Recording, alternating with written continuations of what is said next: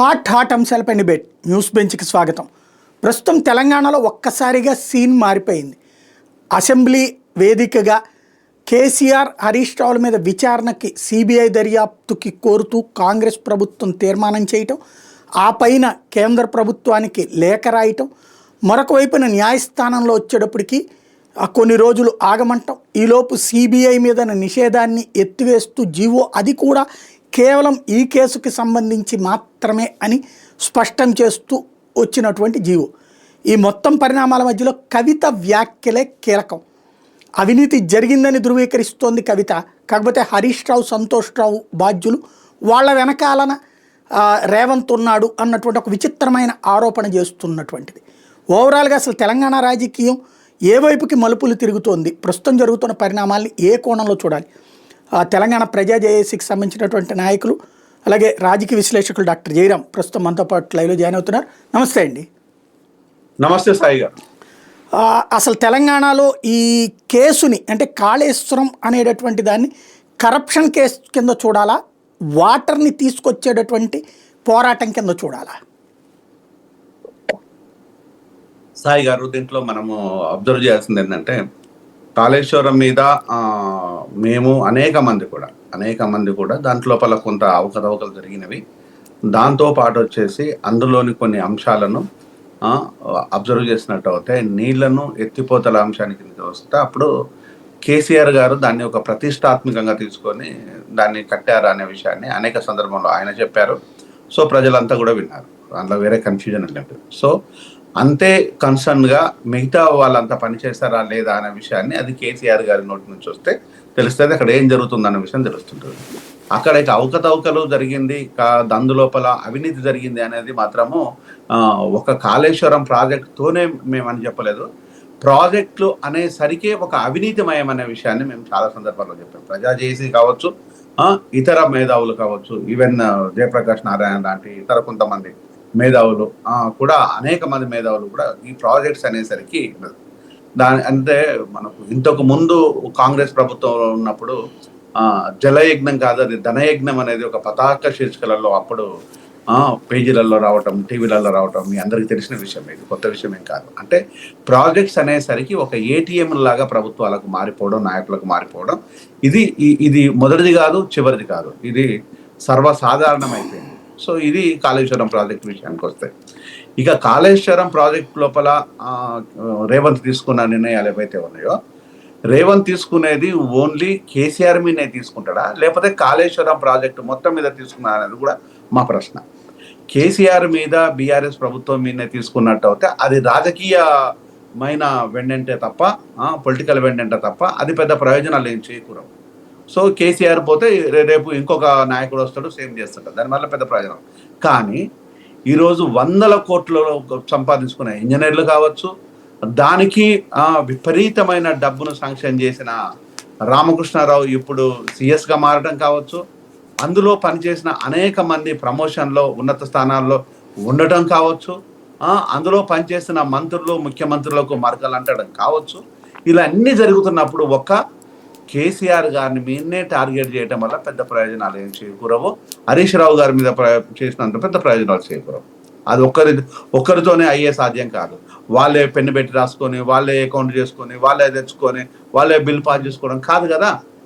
ఇక్కడ ఇంత యంత్రాంగం ఉంది. ఈ యంత్రాంగాన్ని అంతా ఈ కాంగ్రెస్ లోపల ప్రమోషన్లు ఇచ్చేసి ఆ కాంగ్రెస్ ప్రభుత్వం పక్కనే కూర్చోబెట్టుకోవడం ఇక్కడ విడ్డూరం. ఇది మేము ప్రశ్నిస్తున్నాం. ఈ రామకృష్ణారావు మీరు మరకలు అంటకుండా పక్కన పెట్టేశారు. అందులోపల 2 మినిస్టర్లు ఉన్నారు, వాళ్ళను కూడా అడపాదడప గురించి మాట్లాడుతున్నారు. ఈటల కావచ్చు, లేకపోతే హరీష్ రావు కావచ్చు, లేకపోతే కేసీఆర్ కావచ్చు. అంటే రాజకీయ నాయకుల మీద ఏ కేసులైనా కూడా ఉన్నట్టు అయితే వాటి మీద ఎంతవరకు శానిటీ వస్తుంది, వాళ్ళకు చట్టబద్ధత ఉంటుంది, వాళ్ళ మీద కేసులను ఫైల్ చేయొచ్చు, లేకపోతే రేపు కోర్టులోకి పోతే ఉంటాయా వీగిపోతాయా అనేది కూడా తెలియదు. కానీ ఇక్కడ 100 కోట్లు కొల్లగొట్టిన ఆఫీసర్లను మాత్రం మళ్ళీ మీ పక్కన కూర్చోబెట్టుకున్నారు. వై, ఎందుకోసం అనేది విషయాన్ని ఈరోజు ప్రజల తరపు నుంచి ప్రజలు ప్రశ్నిస్తున్నారు. ఇది కాంగ్రెస్ అంశం. అంటే ఇక్కడ కాంగ్రెస్ పార్టీ ఉద్దేశం రాజకీయ నిర్ణయం అనుకుంటున్నారా, లేకపోతే టోటల్ కరప్షన్ అంటే ఇప్పుడు సిబిఐకి ఓన్లీ కేసీఆర్ని చూడమని చెప్పలేదు కదా, అందరి సంగతి చూడమంటుంది కదా. అందరి సంగతి చూడమంటాం వేరు, అందరిని పక్కన పెట్టుకొని కేసీఆర్ని ప్రొజెక్ట్ చేయడం వేరు. ఇందులో మనకు ఒకవేళ కనుక రేవంత్ ప్రభుత్వం కనుక ఆ నిర్ణయాన్ని తీసుకున్నట్టయితే మేము సదా స్వాగతిస్తాం, దాంట్లో ఎలాంటి ఇబ్బందులు లేవు.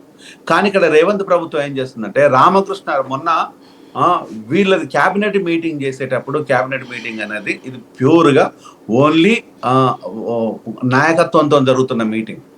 అక్కడ ఎవరెవరు ఉన్నారో చెప్పాల్సిన పని లేదు. సోషల్ మీడియా లోపల కోడై కూసింది, ఏ ఐఏఎస్ ఆఫీసర్ ఉన్నారు, ఎందుకు ఉన్నారు అనే దాన్ని. దాంతో పాటు వచ్చేసి మన కళ్ళ ముందే కొన్ని రోజుల క్రితం సో కాళేశ్వరం ప్రాజెక్టులో పనిచేసిన ఇంజనీర్ల ఇళ్లలో 100 కోట్లు దొరకటం అంటే ఇవన్నీ దేనికి సూచిక? మరి వీళ్ళు ఒక్కరేనా, ఒక దొరికిన ఇంజనీర్ ఒక్కడైనా దొంగ? దొరకని వాళ్ళ మీద ఎక్కడ మరి ప్రమోషన్లు వచ్చిన వాళ్ళ మీద, ఈరోజు మీతో కలిసి పనిచేస్తున్న వాళ్ళ మీద ఏమున్నాయి? ఏది లేదు కదా. అంటే ఈరోజు వాళ్ళను గౌరవంగా సాదరంగా ఆహ్వానించి పక్కన కూర్చోబెట్టుకోవడం ఒకటైతే, ఓన్లీ కేసీఆర్ గారు మీకు తెలుసు, మీకు మా తెలియని విషయాలు కాదు. నేను కేసీఆర్ ప్రభుత్వం మీద గొంతెత్తడం కాదు, ఒక ప్రొఫెషనల్ డాక్టర్ అనే విషయాన్ని కూడా పక్కన పెట్టేసి ఆ రోజు ఒక యుద్ధం లాగా చేశాం. ఈరోజు కాంగ్రెస్కు బెనిఫిట్ జరిగిందంటే నాలాంటి సామాన్యులు ఎంతో మంది పోరాడారు, ఎంతో మంది అవినీతి జరుగుతుంది, అక్రమాలు జరుగుతున్నాయి, ఇబ్బంది జరుగుతున్నాయి అని చెప్తేనే ఆ రోజు ప్రజల నుంచి వచ్చిన వ్యతిరేకత ఈరోజు కాంగ్రెస్ ప్రభుత్వం నిలవటం.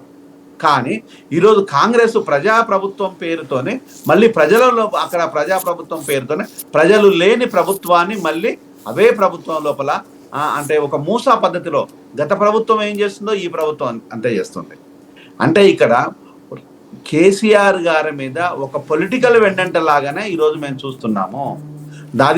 ఇది జరగనంత కాలము, ఇక్కడ పూర్తి స్థాయి లోపల కూకటి వేళ్లతోని పెకిలించినంత కాలము ఇది కేసీఆర్ మీద జరుగుతున్న ఒక పొలిటికల్ వెండంట మాత్రమే. నిజానికి కనుక మీ పక్కన ఉన్న ఐఏఎస్ ఆఫీసర్లని నిన్న కాక మొన్న జస్ట్ ఓన్లీ 3 days బ్యాక్ ఆయన పదవీ విరమణ చేయాలి రామకృష్ణారావు, కానీ మిగతా ఒక 7 నెలలు మీకు పదవిని కాలాన్ని పెంచి మళ్ళీ మీ పక్కనే పెట్టుకున్నారు. ఇక ఎక్కడ మీరు కింది స్థాయి నుంచి వచ్చేళ్ళు లేకపోతే పై లేయర్ని చూస్తున్నట్టు కనిపించేది? అంటే ఒక రాజకీయ నాయకులేనా ఇక్కడ కనిపించేది? ఒకవేళ రాజకీయ నాయకులే అనుకుందాం, అదే అనుకుందాం, మరి రాజకీయ నాయకులే అనుకున్నట్టే మీరు కూడా రాజకీయ నాయకులే కదా. రేపు రానున్న ప్రభుత్వాలు మీ మీద కూడా సేమ్ ఇదే చేయాలా? అంటే ఒకరు చేసిన దాన్ని ఇంకొకరు తవ్వుకుంటూ పోతూ ఉంటే అప్పుడు ఈ ప్రభుత్వాలు ప్రజాప్రభుత్వాలు లేకపోతే ఈ ప్రభుత్వాలు అనేది ఎవరి కోసం? ఈ ఓటు అనేది ఎవరి కోసం? ఈ డెమోక్రటిక్ సిస్టమ్ ఎందుకు? అంటే ఎక్కడో ఓ దగ్గర అది కాదు, ఒక ఉన్నత స్థాయి ప్రభుత్వాన్ని మనం చూపించాలనుకుంటే ఇలా కాదు, ఇది కానే కాదు. ఇది ఓన్లీ బీఆర్ఎస్ నాయకుల మీద బీఆర్ఎస్ ఉండకూడదని. ఇక్కడ ఇంకొక చిన్న లాజిక్ చెప్తాను మీకు నేను. ఇక్కడ ఒక క్లియర్ అయిన లాజిక్ ఏంటంటే, రేవంత్ ఏం చెప్తున్నాడు, జరుగుతుంది దీంట్లో అవినీతి అన్నారు. సంతోషం, అవినీతి జరుగుతున్నది, మా అందరి తెలిసిన విషయమే. ఈరోజు మా తరపు నుంచి నువ్వు మా నాయకుడిగా వచ్చేసావు, ఈరోజు ప్రభుత్వం లోపల ఒక కీలకమైన వ్యక్తిగా నిర్ణయాలు తీసుకున్నా, దాన్ని సంతోషిస్తాం, ప్రజలందరి తరపు నుంచి మీకు కృతజ్ఞతలు. కానీ ఈరోజు మీరు చెప్తున్నది ఏంటి, మీరు దీన్ని సిబిఐకి అప్పగించారు.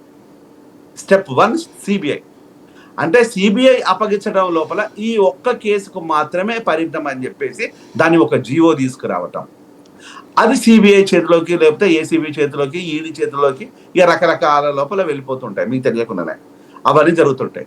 రేపు అరెస్ట్ చేస్తే కేసీఆర్ గారిని కానీ లేకపోతే హరీష్ రావు గారిని కానీ లేకపోతే ఇతర నాయకులు ఎవరైనా మన ఈటల రాజేందర్ గారిని కానీ ఇంకెవరైనా అరెస్ట్ చేస్తే అది మాకు సంబంధం లేదు, ఇది బీజేపీ చేసింది అనేది ఒక అపవాదం పెట్టాలి.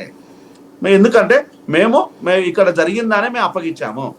లేదు వాళ్ళు అరెస్ట్ చెయ్యలేదు అనుకుందాం, ఇది బీజేపీ బీఆర్ఎస్ ముక్కైంది కాబట్టి ఇక్కడ మేము ఇంత చేశాము అయినా వాళ్ళు అరెస్ట్ చెయ్యలేదు ఇది అని చెప్పేసి ఒక పొలిటికల్ ఎజెండాగా మార్చాలి అనే ఉద్దేశాలు దీంట్లో చాలా క్లియర్గా కనిపిస్తున్నాయి. ఆ ఉద్దేశాల లోపల అయితేనేమో మీ అకౌంట్లోకి రావాలి, కాకపోతే వాళ్ళ అకౌంట్లోకి రావాలి, ఏది ఏమైనా మనకు మాత్రం పొలిటికల్గా బెనిఫిట్ జరగాలి అనేది చాలా స్పష్టంగా కనిపిస్తుంది. ఈ స్పష్టత ప్రజలకు లేదనుకుంటున్నారా? నేను సామాన్యునే కదా, ప్రజల్లో నేను ఒక్కనే కదా, మరి నాకున్నట్టు అయితే నా వెనకాల ఉన్న ప్రజలకు కూడా డెఫినెట్గా ఉంటుంది కదా. అంటే ఈ విషయాన్ని మీరు ఎలా దీన్ని అర్థం చేసుకోవాలి ప్రజలు? ఒకవేళ కనుక లేదు మీరే అరెస్ట్ చేసినట్టు అయితే గత ప్రభుత్వము లోపల పక్క రాష్ట్రం లోపల జగన్మోహన్ రెడ్డి చేసిన విషయం లోపల ఇప్పుడు చంద్రబాబు నాయుడు గారికి బెనిఫిట్ జరిగినట్టుగా, లేకపోతే సో సానుభూతి వచ్చినట్టుగా రేపు కేసీఆర్ గారికి అరెస్టులు కాదు, పాలతోని కాదు, పాయసంతోని స్నానాలు చేపించినట్టు అవుతుందనే కదా. అంటే ఎందుకంటే ఆయన డెఫినెట్గా ఎవరు నమ్మినా నమ్మకున్నా కళ్ళ ముందు జరిగిన చరిత్ర సత్యం తెలంగాణ కోసం కొట్లాడాడు. తెలంగాణ తీసుకురావడం లోపల కీలక భూమిక ఉన్నది.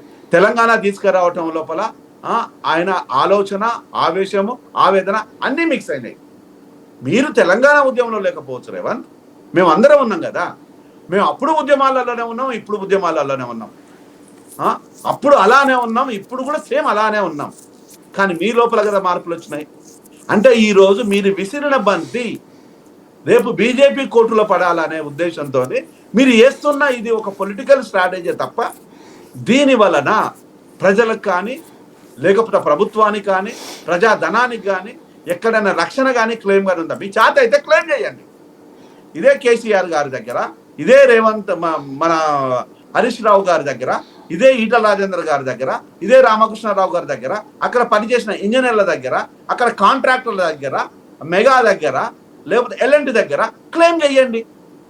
కానీ ఇంకొక దుర్మార్గమైన విషయం, బాధాకరమైన విషయం ఏంటంటే 6,75,00,000 రూపాయలు అంటే సుమారు 7 కోట్ల రూపాయలు మాత్రమే ఏదో ఇబ్బందులు జరిగినాయి అంటే అవి మాత్రమే ఎల్ఎన్టీ దగ్గర క్లెయిమ్ చేయాలంట.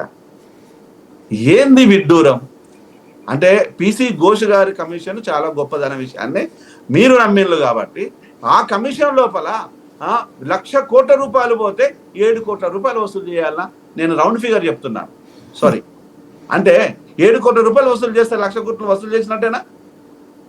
అంటే దాని లోపల మీరు పెట్టినది పబ్లిక్ డొమైన్ లోపల ఇదే విషయాలను ఇన్ని విషయాలు పెడుతున్నారు కదా, ఆ రిపోర్ట్ కూడా పెట్టండి.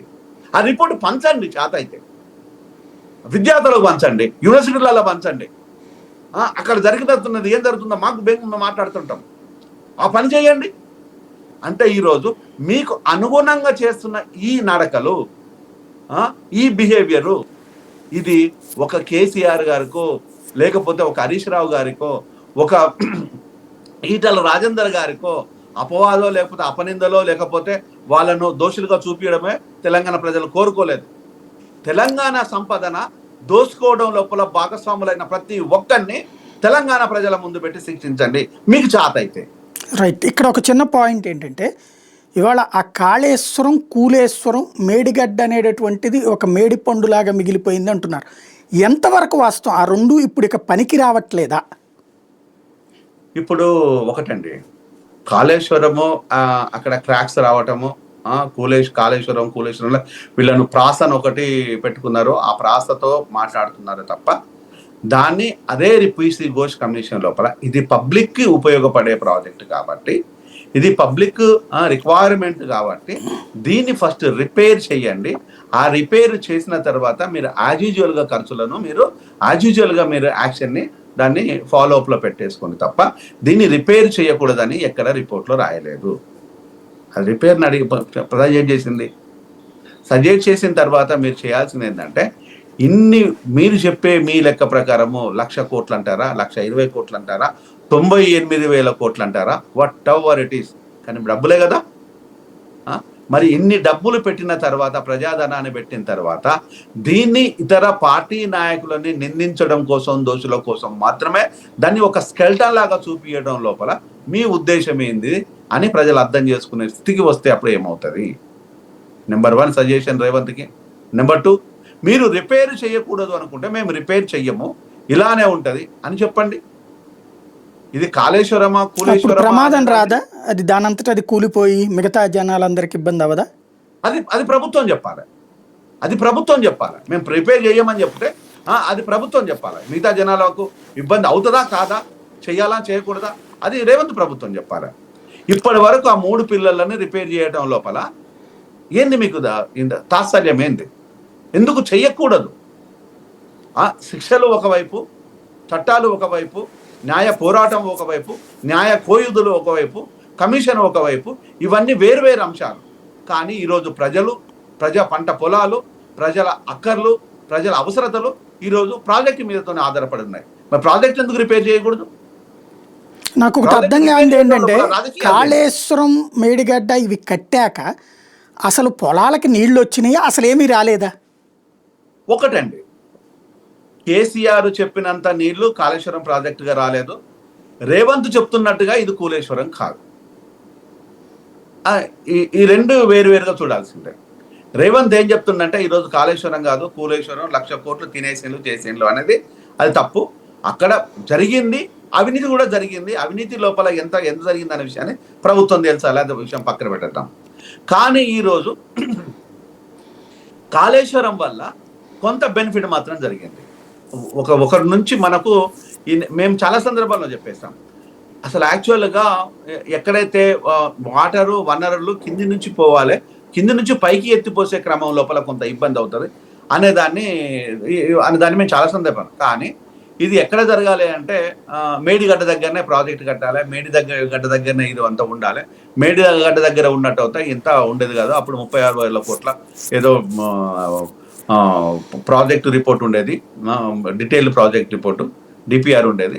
అది కాకుండా తుమ్మిడిహెట్టి దగ్గర దీన్ని మార్చేసి అక్కడి నుంచి చేసిన తర్వాత కొంత జరిగింది. అది మేము కాదని చెప్పేసాం. తుమ్మిడిహెట్టి దగ్గర కాకుండా మేడిగడ్డ దగ్గర ఉండాలి. ఈ ప్రాజెక్టు ఉన్న డిస్కషన్ మొత్తం బిట్వీన్ మేడిగడ్డ టు తుమ్మిడిహెట్టి. ఈ తుమ్మిడిహెట్టి దగ్గర నుంచి ఇక్కడ చేయాల్సిన ప్రాజెక్ట్ అక్కడ కట్టేశారు. సో నీళ్లు వస్తున్నాయి, కాకపోతే సంఘటన వచ్చినంత నీళ్లు ఆ డబ్బు ఖర్చు పెట్టినంత వరకు రాకపోయి ఉండొచ్చు. కానీ నీళ్ళైతే వస్తున్నాయి కదా. ఆ నీళ్లు వస్తున్న దాన్ని కేసీఆర్ గారు భాషలో ఏం చెప్తున్నారంటే, దీన్ని ఒక ప్రపంచం లోపలనే ఒక అత్యున్నతమైన ప్రాజెక్ట్ ఇది తప్పితే లేదు అన్నట్టుగా ఆయన ప్రాజెక్ట్ చేసుకున్నాడు. సో అఫ్ కోర్స్ ఆయన కట్టుకున్నాడు కాబట్టి ఆయన ప్రాజెక్ట్ చేసుకోవాలి, ఆయన డెఫినెట్గా మార్కెటింగ్ చేసుకోవాలి, ఆయన చేసుకున్నాడు. మీరేం చేస్తున్నారు?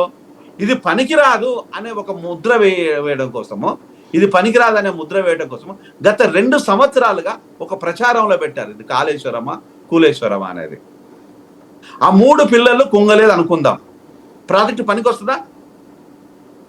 నేను స్ట్రైట్ గా రేవంత్ ప్రభుత్వాన్ని, కాంగ్రెస్ ప్రభుత్వాన్ని అడుగుతున్నాను, 3 పిల్లలు కుంగలేదు, కాళేశ్వరం ప్రాజెక్టు పనికి వస్తుందా?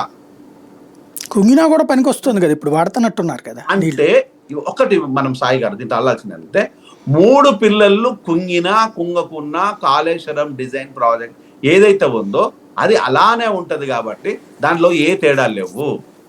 కానీ ఇక్కడ కుంగింది, మేము కుంగాలని కోరుకోము, కాంగ్రెస్ కుంగాలని కోరుకోదు, కేసీఆర్ గారు అది కూలిపోవాలని కోరుకోరు, ఎవరు కూలిపోవాలని కోరుకోరు. So technical error, so something ఎక్కడో ప్రాబ్లం జరిగింది, తప్పు జరిగింది. ఆ తప్పును అదృష్టమో దురదృష్టమో గత ప్రభుత్వాన్ని అక్కడ చాలా నెర్రలు బాసినాయి, అక్కడ అది అంచులు ఉంటాయి. అయినా ప్రాజెక్ట్ ఇప్పుడు మీరు అన్నట్టుగా ప్రాజెక్టు దాన్ని వాడకంలోకి వచ్చేసింది, అది వాడుతూనే ఉన్నాం. అంటే ఇక్కడ నాకు అర్థం కాదు ఏంటంటే, ఓకే ఇందులో రాజకీయంగా కేసీఆర్ నేద్దామా లేకపోతే హరీష్ రావు నేద్దామా అదొక ఆస్పెక్ట్. బట్ ఆ కాంట్రాక్టర్ కదా కట్టేదైతే కేసీఆర్ హరీష్ రావు మేస్త్రీలు కాదు కదా అది కట్టేది. ఆ సదరు సంస్థల నుండి ఎందుకు రికవర్ చేయరు అవి? నేను అదే అడిగాను. ఇప్పుడు గత 2 సంవత్సరాలుగా రేవంత్కి చెప్తున్నది అదే.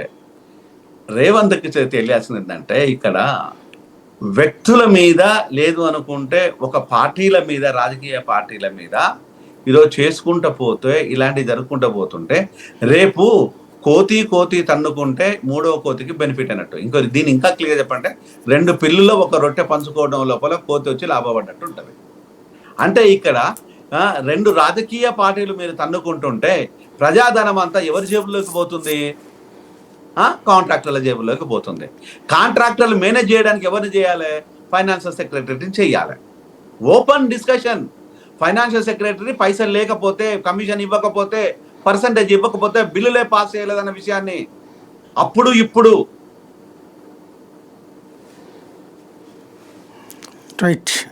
జరుగుతున్న విషయమే.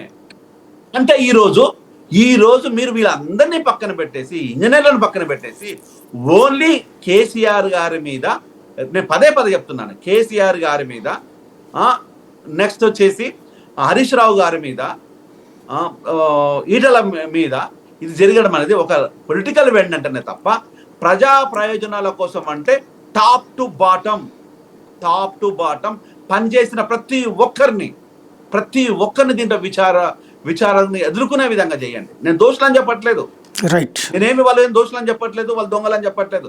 విచారణను ఎదుర్కొనే విధంగా చెయ్యండి అని చెప్తున్నాను. మరొక పాయింట్ ఇక్కడ, కవిత తాజాగా ఏదైతే హరీష్ రావు, సంతోష్ రావులకి ఇందులో పాత్ర ఉంది అన్న ఆరోపణ ఎలా చూడాలి? ఇది ఒకటి, మనము దీంట్లో this is a very sensitive, Sai గారు, this a very sensitive matter. కవితతోని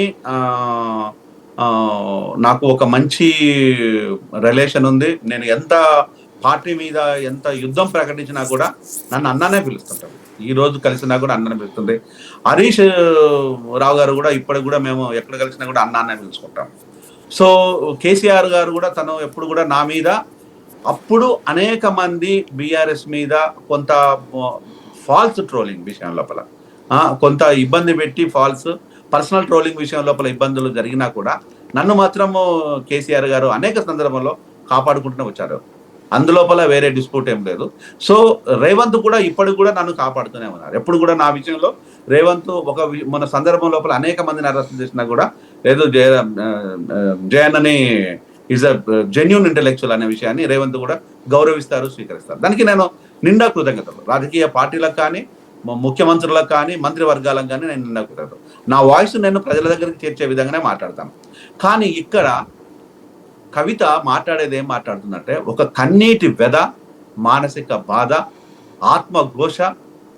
నేను ఒక ఆడపిల్లగా ఉన్నప్పుడు నా మీద ట్రోల్స్ జరుగుతున్నప్పుడు తను జైలుకు వెళ్ళినప్పుడు కానీ వచ్చినప్పుడు కానీ ఆ ప్రాపర్గా తన మీద జరిగిన ట్రోల్ కానీ ఎవరు ఖండించకపోవడం, పార్టీలో ఉన్న శ్రేణులు, దాని వెనకాల కీలకంగా ఉన్నది సంతోష్ అనేది ఆమె మనసులో ఉండొచ్చు. నాకేమి చెప్పలేదు, నేను ఆ దాఖలాలు ఏమి లేవు. సో ఉండొచ్చు. ఒక మానసిక సంతోష్కి కవితకి ఉన్న సంబంధం ఏంది? అన్న చెల్లెల బంధం. సొంత పిన్ని కొడుకు సంతోష్. అలాంటి విషయం లోపల తను ఎంత మానసిక వేదన అనుభవించకపోతే ఈరోజు నువ్వు ఆ విధంగా ఉంటుంది. ఇంకొకటి కూడా ఈరోజు సంతోష్ కుమార్కు ప్రజల ముందు చెప్పాల్సిన విషయం ఏంటంటే, తండ్రికి కూతురు లెటర్ రాసింది. ఆ లెటర్ వచ్చేసి తండ్రికి చేరుకున్నదో చేరుకోరో తెలియదు, బహుశా చేరుకొని ఉండొచ్చు. ఆ లెటర్ ప్రజల్లోకి లీక్ కావడం అనేది ప్రజలందరికీ తెలుసు. ఈరోజు తండ్రికి దగ్గరగా ఉండేది ఏకైక ఒక కొడుకుని లాగా ఫీల్ అయిన, చాలా గౌరవంగా చూసుకునేది, ప్రేమగా చూసుకునేది సంతోష్ని మాత్రమే. సంతోష్కి అంత ప్రయారిటీ ఉంటుంది, అంత ఈజీ యాక్సెస్ ఉంటుంది. మా లెటర్ ఎట్లా లీక్ అయింది? ఈరోజు పబ్లిక్ డొమైన్లో ఏమనుకుంటున్నారు అది తెలియాలి కదా. ఆ లెటర్ ఎవరు లీక్ చేశారు? కేటీఆర్ పోడు, కేటీఆర్ రెగ్యులర్గా పోవడానికి ఛాన్స్ లేదు. హరీష్ రావు రెగ్యులర్గా పోడు, వెళ్ళే ఛాన్స్ లేదు. కవితనే లెటర్ రాసింది, ఇక మిగిలింది నువ్వే కదా. మన లెటర్ ఎలా లీక్ అయిందో ఈ రోజు వరకు కూడా నువ్వు తేల్చకపోతే ఎలా? తను రాసిన లెటరు, తన వ్యక్తిగతమైన లెటరు. ఇంకొక సందర్భంలో కూడా కవిత బాధపడిన దాఖలా చూశాను. నేను రాసిన లెటర్కు మాత్రమే ఈరోజు గోప్యత లేకపోతే రేపు నా తండ్రికి సంబంధించిన అంశాల లోపల ఏమాత్రం సెక్యూరిటీ ఉందనేది ఒక కన్నీటి వ్యధ, ఒక కూతురుగా. అది సహజంగా ఎవరికైనా ఉంటుంది. ఈరోజు మన వస్తువులు ఇంట్లోంచి ఎక్కడికైనా పోతే మనం ఏమనుకుంటాం, ఈరోజు 100 రూపాయలు పోయినా బాధ కాదు, కానీ రేపు ఇంకేదైనా పోతా అనే ఆవేదన ఎక్కువగా ఉంటుంది. కవిత అదే అడుగుతుంది. అది ఈరోజు నా లెటర్ విషయం కాదు, నా వ్యక్తిగత గోప్యత విషయం కాదు. ఈరోజు నా తండ్రి విషయానికి వచ్చినప్పుడు రేపు ఆయన సెక్యూరిటీ ఏంది అని ప్రశ్నిస్తున్నది. అంటే సంతోష్ రావు ఏం పెద్ద సినిమాలో చూపెట్టే డానేం కాదు కదా వీళ్ళందరినీ ఆపేయడానికి. నేను అనేది కేసీఆర్ డెసిషన్ తీసుకోవాలి తన దగ్గర ఎవరు ఉండాలనేది. కేటీఆర్ని దగ్గర ఉండనివ్వట్లేదు, లేకపోతే హరీష్ రావుని దగ్గర ఉండనివ్వట్లేదు, కవితని దగ్గర ఉండనివ్వట్లేదు, ఆయన సంతోష్ రావుని దగ్గర పెట్టుకుంటున్నాడు. వెళ్ళింది కదా కేసీఆర్ దగ్గరికి, లేదమ్మా నువ్వే ఉండు అని చెప్పాలి కదా. ఆయనకి ఎవరిష్టమో వాళ్ళని చూసుకుంటాడు, కానీ దానికి ఆయన పక్కన ఉన్నాడు కాబట్టి అతన్ని విలన్గా చేస్తే ఎట్లాగా? అతను విలన్ గా చేయటం లేదు, అతను విలన్ గా బిహేవ్ చేస్తున్నాడు అనే బాధ, ఆవేదన ఈరోజు కవిత. ఇంకోటి ఎవరైనా సరే నువ్వు రాజకీయాల్లో నువ్వు విమర్శించవా బీజేపీని, నువ్వు కాంగ్రెస్ని? నిన్ను విమర్శించగానే ఆవేశం వచ్చేసేసి నీ కుటుంబాన్ని రోడ్డుకి లాగే ఇచ్చా. ఒకటి ఇక్కడ కవిత కుటుంబాన్ని రోడ్డుకు లాగలేదు అనే విషయం పక్కన పెట్టితే, కవితను ఇక్కడ ఒక తండ్రి కూతురు లాగానే చూద్దాం. కవితకు ఇంకో రాజకీయ పార్టీ అది వాళ్ళిద్దరూ చూసుకోవాలి, జనం చూడాలంటే ఆమె అట్లా మాట్లాడకూడదు కదా. అప్పుడు సాయి గారు ఒకటి మన విషయం ఏంటంటే, ఇక్కడ కవిత వేరే పార్టీతో ఉన్నట్టు అయితే నేను నా ప్రజెంటేషన్ ఇంకా డిఫరెంట్గా ఉండేది. కవిత వేరే పార్టీలో లేదు. కవిత మొదటి నుంచి కూడా జాగృతితోనే ఉన్నది. జాగృతితోనే ఉండి బీఆర్ఎస్లో కీలకంగా బిహేవ్ చేసింది. జాగృతి బీఆర్ఎస్ కలిసి రెండు పని చేసినాయి. బీఆర్ఎస్ కోసము జాగృతి పనిచేసింది, టీఆర్ఎస్ కోసం జాగృతి పనిచేసింది. అప్పుడు ఇప్పుడు ఎప్పుడు కవిత అలాగనే ఉంది. కానీ ఇక్కడ జరుగుతున్న అంశాల లోపల కన్న కూతురుకు ఒక గ్యాప్ వచ్చిందంటే, మీకు ఒక ఎగ్జాంపుల్ చెప్తాను నేను. కనుమోలి జైలుకు పోయిన తర్వాత జరిగిన సిచ్యువేషన్స్ మన అందరికీ తెలుసు. కనుమోలి రిలీజ్ అయ్యేటప్పటికి ఆ రోజు ఒక పండగ వాతావరణాన్ని అప్పుడు క్రియేట్ చేయగలిగింది డిఎంకే. తనకు ఏ అపవాదులున్నా అపనిందలు ఉన్నా జైల్లో ఉన్నా కూడా తన చెల్లెల్ని రిసీవ్ చేసుకోవడం లోపల కానీ స్టాలిన్ ప్లస్ స్టాలిన్ వాళ్ళ అన్న అలిగిరికి స్టాలిన్కి కొంచెం డిఫరెన్సెస్ ఉన్నా కూడా చెల్లెల విషయంలో మాత్రం ఇద్దరు ఒకటై ఆ రిసీవ్ చేసుకున్న కేర్ తీసుకున్న విషయం లోపల ఎక్కడ డిఫరెన్స్ కనిపించలేదు. కానీ కవిత వచ్చిన విషయం లోపల చేసిన విషయంలో కూడా ఒక కన్నీటి వేదన కనిపించింది. కేటీఆర్ దగ్గరుండి తీసుకెళ్లి స్టేజ్ ఎక్కిచ్చి భారీ ర్యాలీలే చేశాడు కదా. లేదు, భారీ ర్యాలీలు ఏం జరిగింది. దాన్ని భారీ ర్యాలీలని మనం అనుకున్న భాషలో అనుకోలేము. రేవంత్ రెడ్డి జైలు నుంచి వచ్చినప్పుడు అది భారీ ర్యాలీ అని చెప్పుదాం. చెప్పుకోలేమంటే ఏది చెప్పలేం. ఆ లెక్కన కనిమొళిది కూడా అంతే. చెంచల్ కూడా జైలు నుంచి జగన్మోహన్ రెడ్డి వచ్చినప్పుడు అది భారీ ర్యాలీ చెప్పుదాం. అప్పుడు కొన్ని రోడ్లే క్లోజ్ చేసేసారు.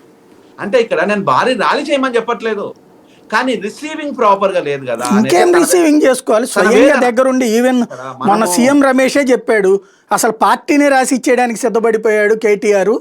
బీజేపీ పెద్దలతో మాట్లాడమంటే నేనే మాట్లాడాను, వాళ్ళు ఒప్పుకోలేదు అని చెప్పి. అంటే ఆ రేంజ్లో పార్టీనే తన సోదరి కోసం త్యాగం చేయడానికి సిద్ధపడితే ఇప్పుడు ఈమె పార్టీనే త్యాగం చేసేస్తుంది కదా.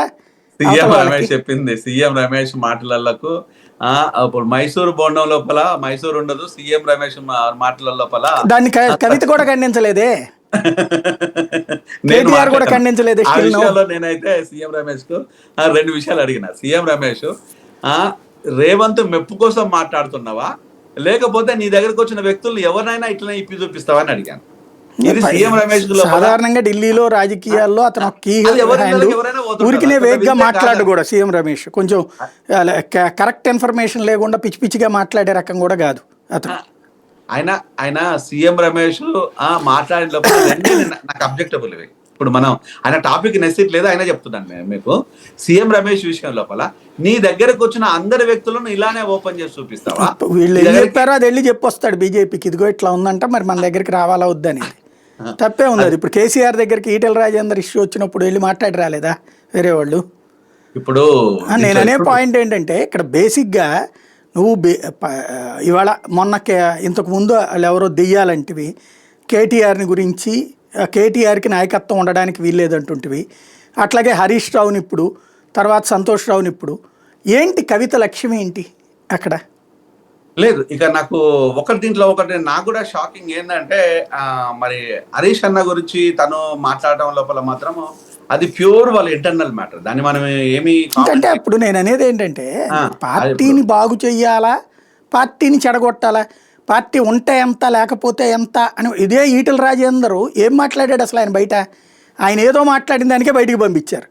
అలాగే అనేక మందిని బయటికి పంపించారు కొంచెం చిన్న తేడా వస్తే. కూతురు కాబట్టి కదా ఇక్కడ కాపాడుకొస్తుంది. అండర్స్టూడ్. పార్టీ విషయం లోపల కవిత ఆవేశంతో మాట్లాడుండొచ్చు తప్పితే అక్కడ ఆవేశం కనబడట్లేదు. ఆలోచించి మరి ప్రెస్ మీట్ పెట్టి మాట్లాడుతుంది ఆవిడ. ఆలోచన అని నేను అనుకోవటం లేదు, ఏదో ఒక కూతురుగా రియాక్ట్ అయింది. ఆమె కళ్ళల్లో నీళ్లు, ఆమె గొంతులో దాంట్లో నీళ్ళేం కనిపించలేదు. మనం రాయాలి గ్లిజరిన్. ఇప్పుడు ఆమె లేదు లేదు నాకు చెప్తున్నా కదా, ఆ కుటుంబంతోనే నాకు మంచి సంబంధాలు ఉన్నాయి. ఈవెన్ గొడవలు ఉన్నాయి, సంబంధాలు మంచి సంబంధం ఉంది. ఇంకోటి దాంట్లో మళ్ళీ హరీష్ రావు, సంతోష్ రావులు వెనకాల రేవంత్ అంట. రేవంత్ వాళ్ళిద్దరితో చేసేటది, ఇప్పుడు హరీష్ రావు మీద సిబిఐ ఎంక్వైరీ ఎందుకు వస్తుంది? ఆలోచన ఉన్నట్టు అయితే కవిత అలా మాట. కవిత షీజ్ అ ఫైటర్. ఎవరు తెలిసినా తెలియకున్నా, ఎవరు నమ్మినా నమ్మకున్నా అందరు కళ్ళ ముందు ఉన్నది కదా. షీజ్ ఎ గ్రేట్ ఫైటర్, అలా డౌట్ ఏం లేదు. కానీ నిన్న తండ్రి విషయం లోపల ఆమె మాట్లాడిన ప్రతిసారి ఆమె ఏం కోట్ చేస్తుందంటే, మా నాన్ననే మీద సిబిఐ చేస్తే, మా నాన్నకే అవినీతి మరకలు అంటించినట్టు అవుతే, మా నాన్నకే ఇలాంటి తెలిసిన తర్వాత, అలాంటి సందర్భం లోపల పార్టీ ఉంటే ఎంత పోతే ఎంత అన్నది. పార్టీ పొమ్మని ఉద్దేశం కాదు. అంటే ఏ పార్టీనైతే పుట్టించిండో, ఏ పార్టీనైతే పెంచి పోషించిండో, ఏ పార్టీనైతే మాకంటే గొప్పగా ఆరాధించిండో, ఆ పార్టీ లోపలనే అవినీతి మరకలు అంటుతే, అలాంటి ఆ పార్టీ ఉంటే ఎంత పోతే ఎంత అనేది తన వాదన. ఇప్పుడు ఆవిడ మీద అవినీతి కేసే కదా, ఈవిడ మూలంగానే కదా మొట్టమొదటి అసలు ముద్ర పడింది. అప్పుడు ఆవిడ కానీ అర్హత ఉంటుందా? అదే రాంగ్ అనుకోండి, అప్పుడు ఇదైనా రాంగే కదా. ఇప్పుడు అదే రైట్ అయితే వీళ్ళది రైట్ అవుతుంది. అప్పుడు మీరు చాలా సీనియర్ జర్నలిస్ట్ సాయి గారు, ఇక్కడ రాజకీయ నాయకులలో దొరికితే దొంగలు, లేకపోతే దొరకరు. ఇది తెలియని విషయాలు ఏం కాదు. దొరకని దొంగలు ఎంతమంది లేరు? ఎంతమంది లేరు? దొంగలు ఎన్ని ముసుగులు వేసుకొని చేస్తున్న దొంగలు ఎంతమంది లేరు? కానీ ఈ రోజు ఆమె మీద ఉన్నది ఒక ఆరోపణ మాత్రమే, అది ప్రూవెన్ ఏం కాదు. మీకు ఆరోపణ చేస్తుంది కదా అంటున్నా. అప్పటి యూపీఏ గవర్నమెంట్ లో ఆరోపణలు చేసి జైలుకు పంపించిన కనుమోలి ఎన్డీఏ ప్రభుత్వం లోపల క్లీన్ చిట్ తోని చాలా క్లియర్ గా బయటకు వచ్చేసింది. మరి కాంగ్రెస్ ప్రభుత్వం జైలుకు పంపించేస్తే బీజేపీ ప్రభుత్వం రిలీజ్ చేసింది. రేపు కవిత మీద కేసులు ఇవన్నీ నిలకడగా ఉంటాయని మీరు అనుకుంటున్నారా? నేనేది నమ్మట్లేదు. కాకపోతే ఈ లోపు వీళ్ళు చెప్పింది అయితే జనం నమ్ముతారు కదా. ఇప్పుడు రాజకీయ నాయకులు శుద్ధపోసలు, ఎవరు డబ్బులు సంపాదించలేదు, ఎవరు తినలేదు, అన్యాయమైన జనం కూడా అనుకోవట్లా, కోట్లు అనుకోవచ్చేమో కానీ జనం ఎవడు అనుకోవట్లా. నిజంగా పాపం ఆడు ఆడు సంపాదించుకున్న వ్యక్తిగతంగా అది జనం సొమ్మే అనుకుంటున్నారు జనం. కాబట్టి ఎవరిని సొంతపోసలు అనుకోవట్లేదు, హరీష్ రావుని సొంతపోస అనుకోవట్లేదు, కవితని సొంతపోస అనుకోవట్లేదు జనం. అది మనం ఒప్పుకోవాలి. కేసీఆర్ సొంతపోస అనుకోవట్లేదు, రేవంత్ రెడ్డి అనుకోవట్లేదు. అందరూ దొంగలే, దొరికితే దొంగలం అంతే, శిక్ష పడితే శిక్ష అంతే. ఎందుకంటే రాజకీయ నాయకుల నైజం అనేదే దోపిడి, రాజకీయ నాయకుల అవసరం అనేది ప్రజల సొమ్ము. అదేమంటే వాళ్ళు ప్రజలు తింటున్నారు కాబట్టి మేమనే ఒక కొత్త సాకును ఒకటి ఎత్తుక్కుంటున్నారు, అంతకు మించేం లేదు. అంతే. ఫైనల్ గా ఒక్కటి చెప్పండి, ఈ తెలంగాణలో ఈ ఇంపాక్ట్ ఇది కేసీఆర్ అనేటటువంటి చరిష్మా ఇక క్లోజ్ అయిపోయింది. వాళ్ళ కుటుంబంలోనే గొడవల కారణంగా ఆ పార్టీ కొలాప్సింగ్ స్టేజ్కి వస్తుంది. అట్ ద సేమ్ టైం కాంగ్రెస్సే 10 సంవత్సరాలు కాదు 20 సంవత్సరాల పాటు ప్రభుత్వం వెళ్తుంది అనేటటువంటి రేవంత్ మాటలు కావచ్చు, కాంగ్రెస్ నాయకుల మాటలను కావచ్చు, ఎలా చూస్తారు మీరు? కేసీఆర్ చరిష్మా ఎప్పుడు క్లోజ్ కాదు. కేసీఆర్ అనేది ఒక నిరంతర పోరాట పటిమ, అలా డౌట్ ఏం లేదు. అది కాంగ్రెస్ ప్రభుత్వానికి, కాంగ్రెస్ లో ఉన్న ఇప్పటి లీడర్లకు, ముఖ్యమంత్రికి తెలుసు. కాబట్టి ఆ భయాందోళనకు గురయ్యే కేసీఆర్ని ముట్టుకుంటే మనం తగలబడిపోతాం రానున్న రోజులనే తెలిసే దాన్ని ఏసీబీ సిబిఐ అనే కొత్త స్టోరీ అల్లి బీజేపీ కోర్టులో బాలి విసిరారు తప్ప, ఇది కేసీఆర్కి తీసుకొచ్చేసి ఇది మరకలు అంటించేసి కేసీఆర్ తీసి జైలుకు పంపించాలి అనే ఆలోచన రేవంత్కు ఉన్నా, కాంగ్రెస్కున్నా, కాంగ్రెసే పతనం అయిపోతుంది. అందులో వేరే ఏం లేదు. కేసీఆర్ అనే వ్యక్తి ఈరోజు ఎవరి చరిష్మాతోనో వెలిగే వ్యక్తి కాదు. కేసీఆర్ తోనే అనేక మంది వ్యక్తులకు చరిష్మా వచ్చిందనేది ఈరోజు వాస్తవికత కోణం లోపల ఇది నిజం. Right, thank you very much అండి. ఇది పరిస్థితి. తెలంగాణలో అకస్మాత్తుగా రాజకీయం కేంద్రం దాకా వెళ్ళిపోయింది. అది సిబిఐ విచారణకి రాష్ట్ర ప్రభుత్వం, తెలంగాణ ప్రభుత్వం అడగడంతో ప్రారంభమై పతాక స్థాయికి చేరింది. అయితే న్యాయస్థానం ఫైనల్ చేయాల్సి ఉంది. న్యాయస్థానం తీర్పు తర్వాతన అది కేసీఆర్కి ఊరటనిస్తుందా, రేవంత్కి ఊరటనిస్తుందా, లేకపోతే కేంద్రం చేతికి కేసీఆర్ జుట్టుని ఇచ్చినట్టు అవుతుందా చూడాల్సి ఉంది.